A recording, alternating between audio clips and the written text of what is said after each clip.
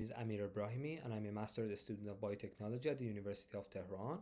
Here I'm going to present a sCIN, which is a contrastive learning framework for the integration of single-cell multiomics data. As an overview, the problem we tried to solve was the integration of single-cell multiomics datasets. So we used neural network encoders to map the original multiomics features into unified subspaces with much lower dimensions.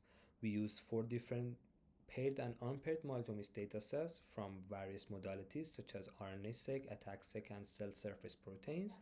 We also use contrastive learning to align cells across different data modalities. And finally, we did robust evaluations based on various metrics on the holdout test datasets with 10 replications. To be more specific, there are challenges for the analysis of omics datasets separately. For instance, suppose that we have 2 different measurements, gene expression and proteomics from a sample of cells. And after following the data analysis pipeline, we can see these orange and blue cell clusters in the gene expression data, while these clusters have been integrated in the proteomics data. So the question is which one is true, and the answers might be the both, because each data modality captures a part of information from the biological system. And one option is that we can integrate this information to get a unified representation which we can build our future analysis on. To do so, we can develop or use a multimodal machine learning model that can accept different feature spaces as inputs and results in a new feature space, which we can use these new integrated features for various downstream biological tasks, such as the translation between modalities, or finding rare cell types, or identifying regulatory interactions. In a sCIN, we use neural network as encoders. Suppose that we have a paired data set in which for the ice cell we have 2 different measurements, X and Y, or RNA or attack, and each encoder maps the original feature vector of the ice cell into a latent space with much lower dimension in which the embeddings have been normalized. And then through this contrastive loss function, we encourage the similarity between positive cell pairs while penalizing the similarity between negative cell pairs. And what do we mean by the positive and negative pairs? In the paired case, in which we have exact one-to-one matching between cells, we use this matching information to define positive cell pairs, while all other cells are considered as negative pairs.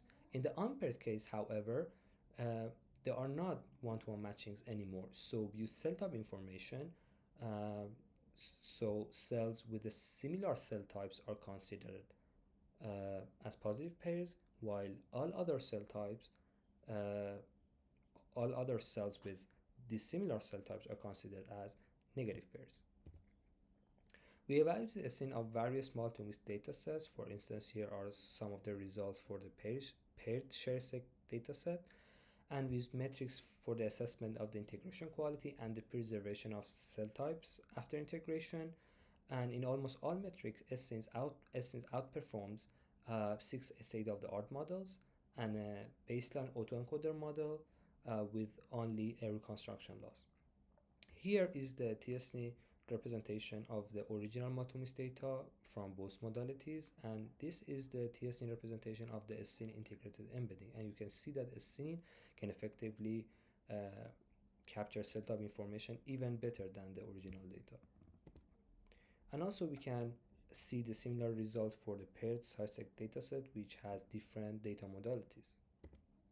For the unpaired analysis, we simulated the unpaired situation from the paired dataset by proportionally distributing cells across different modalities. For instance, 90% of the cells goes to the RNA modality, and the other 10% goes to the attack modality. And we compared these different proportions to the perfect case, which is a paired case, and a random baseline, which is only a random distribution of cells between data modalities. And we see that higher proportions results in better sCIN's performance.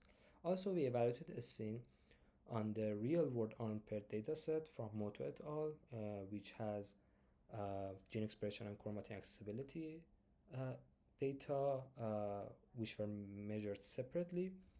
And also we can see sCIN has better performance than other state-of-the-art models that can handle unpaired datasets such as sCGLU, sCIN, and MOVA+.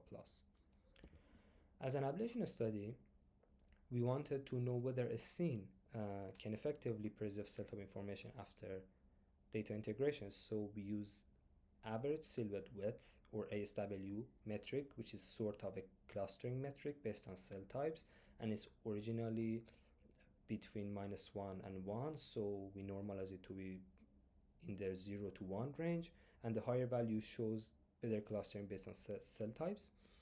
And we see that sCIN achieved much higher ASW value compared to the original data modalities and the PCA integration baseline. It also tells us that sCIN can handle the original noise and sparsity of the single cell datasets. In another ablation study, we compared the sCIN cell pair selection to the random cell pairing to assess its impact on the sCIN's performance, and based on the results, we saw that sCIN's cell pair selection has a significant role in sCIN's performance on both paired and unpaired datasets. And that was a brief introduction to sCIN. If you want to know more about our work, please refer to our GitHub and the preprint by scanning these QR codes. And if you have any comments or questions, please feel free to contact me via this email. And thank you very much for your attention.